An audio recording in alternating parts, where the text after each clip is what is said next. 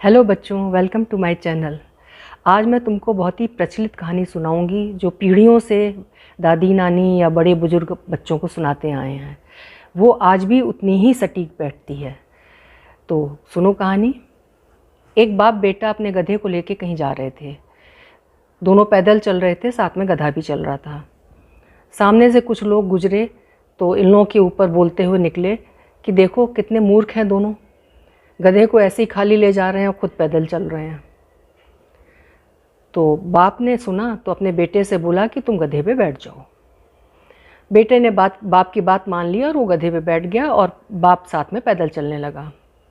थोड़ा आगे बढ़े थे तो एक कुएं के किनारे कुछ लोग बैठे थे। इन लोगों को देखते हुए बोले कि कितना स्वार्थी और नकारा लड़का है, इतना हट्टा कट्टा होते हुए भी खुद तो गधे पे बैठा है और बूढ़ा बाप बेचारा साथ में पैदल चल रहा है।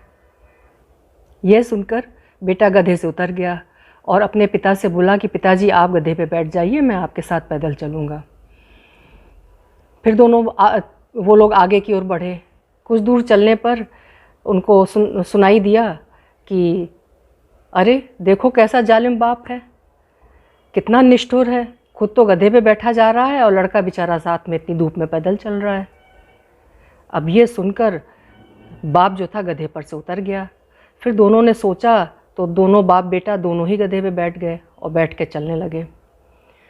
अब थोड़ा और आगे चले तो एक दो लोग हंसते हुए बोले देखो कितने हट्टे कट्टे दोनों हैं और इस गधे के ऊपर लदे हुए हैं, और गधे को देखो बेचारे की जान निकली जा रही है, उसके पसीने छूटे जा रहे हैं। इतने निष्ठुर हैं ये लोग, कितने जालिम हैं। लोग बोले ऐसा नहीं कर सकते थे ये लोग कि एक एक करके गधे बैठते, एक बैठता फिर एक उतर जाता फिर दूसरा बैठता, दोनों बैठ के गधे की जान निकाले दे रहे हैं। अब ये सुन के बाप बेटा फिर उतर गए गधे से।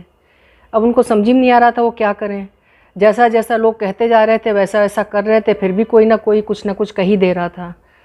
तो इस कहानी का मोरल यही है कि लोग कभी भी चैन से नहीं रहने देते हैं। कितना भी उन लोगों के कहने के हिसाब से कर लो, वो तब भी उसमें कमी और खोट निकालते रहते हैं।